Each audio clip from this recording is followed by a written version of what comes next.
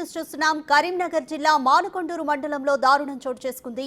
భూమి విషయంలో ఇద్దరు రౌడీ షీటర్ల మధ్య గత కొంతకాలంగా నడుస్తున్న వివాదం ఒకరి హత్యకు దారితీసింది. మండలంలోని పచ్చనూరుకు చెందిన రౌడీ షీటర్ గోపు ప్రశాంత్ రెడ్డిని మరో రౌడీ షీటర్ నన్నవేని రమేష్ తన గ్యాంగ్ తో కలిసి అతి కిరాతకంగా హత్య చేశాడు. హత్యకు ముందు ఇద్దరి మధ్య ఫోన్ సంభాషణ జరిగింది. ఈ ఆడియో కాల్ రికార్డ్ చేయడంతో వైరల్ గా మారింది. ఇద్దరు పరస్పరం చంపుతానని వార్నింగ్లు ఫోన్లో దూషించుకోవడంతో వీరి మధ్య ఉన్న వివాదం చిలికి గాలివానైంది.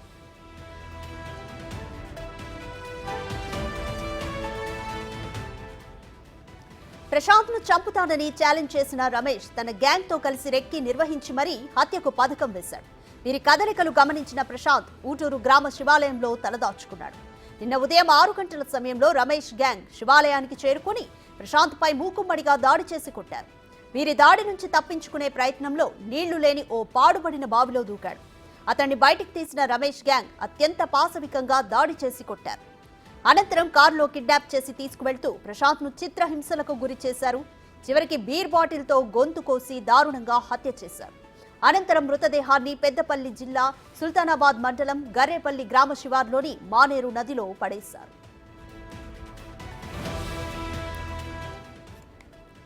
స్థానికుల సమాచారం మేరకు రంగంలోకి దిగిన పోలీసులు Karimnagar rural ACP Venkataramana, Manakondur CI Madasu ఆధ్వర్యంలో గాలింపు చర్యలు చేపట్టి మానేరులో ప్రశాంత్ మృతదేహాన్ని గుర్తించారు. మృతదేహాన్ని వెలికి తీయడానికి పోలీసులు 12 గంటల పాటు శ్రమించారు.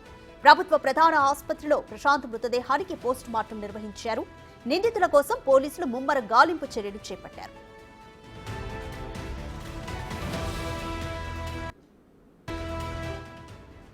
ప్రశాంత్ రెడ్డిని దారుణంగా మట్టుబెట్టిన రమేష్ గ్యాంగ్ హైదరాబాద్ కు పారిపోయినట్లుగా పోలీసులు గుర్తించారు.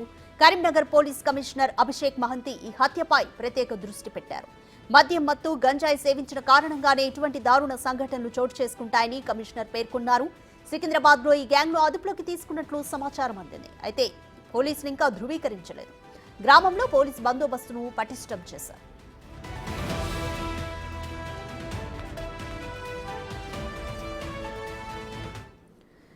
రైట్, మోర్ డీటెయిల్స్ మా ప్రతినిధి శ్రీనివాస్ అందిస్తారు. శ్రీనివాస్, అసలు ప్రశాంత్ కి రమేష్ గ్యాంగ్ కి మధ్య ఉన్న సమస్య ఏంటి, గొడవలేంటి? అలాగే ఇప్పుడు ప్రశాంత్ ని చంపిన గ్యాంగ్ ను పోలీసులు హైదరాబాద్ లో అదుపులోకి తీసుకున్నారా? ఇందులో వాస్తవం ఎంత?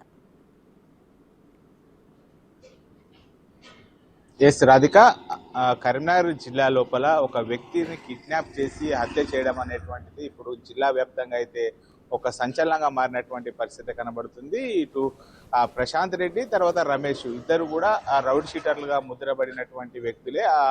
ఆ పచ్చనూరు గ్రామం లోపల ఒక భూ వివాదం లోపల వీళ్ళిద్దరికి గొడవలు ప్రారంభమైనట్టుగా తెలుస్తున్నది. అయితే ఇటు రమేష్ తర్వాత ప్రశాంత్ ఇద్దరికి సన్నిహితంగా ఉండేటువంటి వారు వీరిద్దరి యొక్క సంభాషణను మొత్తాన్ని కూడా కాల్ రికార్డ్ చేసి ఒకరి సంభాషణను మరొకరికి పంపడంతో ఈ వివాదం కాస్త ముదిరినట్టుగా తెలుస్తుంది. అయితే ఆ భూ వివాదం లోపల తలదూర్చినటువంటి నేపథ్యం లోపల వీరిద్దరు పరస్పరం కూడా ఒకరిపై ఒకరు ఆ ఫోన్ లోపల ఇటు దూషించుకున్నటువంటి పరిస్థితి కనబడుతుంది. అయితే ఆ రమేష్ అనేటువంటి వ్యక్తి కోసము ఈ ప్రశాంత్ అనేటువంటి ఆ వ్యక్తి ఇద్దరు కూడా ఒకరినొకరు ఇప్పటి వరకు అంటే ఈ చంపేటువంటి క్రమంలో తప్ప ఎప్పుడు కూడా వారిద్దరు కూడా ఎదురెదురుగా తారసపడని పరిస్థితి. కేవలం వాళ్ళిద్దరికి మధ్యలో ఆ ఫోన్ సంభాషణ మాత్రమే ఇటు వివాదాలకు దారితీసిందని చెప్పుకోవచ్చు. అయితే ఫోన్ మాట్లాడేటువంటి సమయం లోపల ఇద్దరు ఇటు ప్రశాంత్, రమేష్ ఇద్దరు కూడా ఒకరిని ఒకరు చంపుకుంటామని చెప్పి బెదిరించుకోవడంతో ఈ వివాదం చాలా ముదిరిందని చెప్పుకోవచ్చు.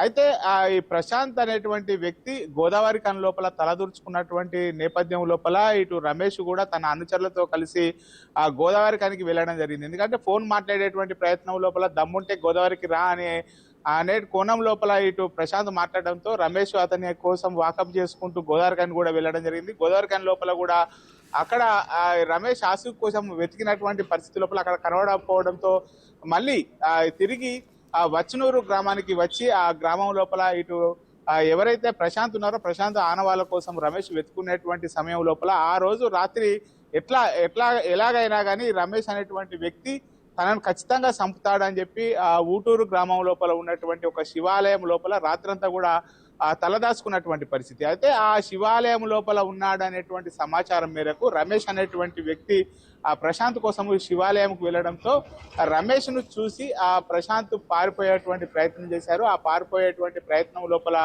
ఆ శివాలయం దగ్గర ఉన్నటువంటి బావి లోపల పడడంతో ఆ బావిలో ఉన్నటువంటి ఆ ప్రశాంత్ను రమేష్ యొక్క అనుచరులు తమ వద్ద ఉన్నటువంటి బీర్ సీసాలతో కావచ్చు, తర్వాత రాళ్లతో మొత్తం కూడా ఇటు అతని పైన దాడి చేయడం జరిగింది. ఆ దాడి చేసేటువంటి క్రమం లోపల అతనికి తీవ్ర గాయాలు కావడంతో అతడు స్పృహ కోల్పోయినటువంటి పరిస్థితి. మళ్ళీ బావి నుంచి బయటకు తీసి రమేష్ మరియు అతని యొక్క అనుచరులు తమ వెంట తీసుకొచ్చుకున్నటువంటి వాహనం లోపల మొత్తం ఒక మెడకు తాడుతో కట్టి గుంజుకు వెళ్ళారని చెప్పి ఆ గ్రామస్తులు చెప్తున్నారు. అయితే వాళ్ళు వారించడంతో ప్రశాంత్ అనేటువంటి వ్యక్తిని ఆ జీబీ లోపల వేసుకొని ఆ కత్తితో పొడిచి చంపారు. ఆ మొత్తం కూడా శవం యొక్క ఆనవాళ్ళు తెలియకుండా అక్కడ పక్కనే ఉన్నటువంటి ఆ సమీపం లోపల ఉన్నటువంటి వాగులో పడివేసి వాళ్ళు పరారైనట్టుగా తెలుస్తున్నది. మొత్తానికైతే ఆ పోలీసులు ఆ గ్రామం లోపల ఉన్నటువంటి సీసీ కెమెరాల ఆధారంగా మొత్తం కూడా వివరాలు సేకరించారు. వాళ్ళు తప్పిపోయేటువంటి ప్రయత్నం చేసేటువంటి క్రమం లోపల హైదరాబాద్ లోపల పోలీసులు కూడా ఈ రమేష్ మరియు అతని యొక్క గ్యాంగ్ ఎవరెవరైతే హత్యకు పాల్పడ్డారో వాళ్ళందరినీ కూడా అదుపులోకి తీసుకున్నారు. కానీ ఇంకా ఇప్పటి వరకు పోలీసులు అయితే ధృవీకరించని పరిస్థితి. ఈ రోజు అరెస్టును చూపేటువంటి అవకాశం ఉన్నట్టుగా తెలుస్తుంది రాధిక మనకు. Thank you Srinivas.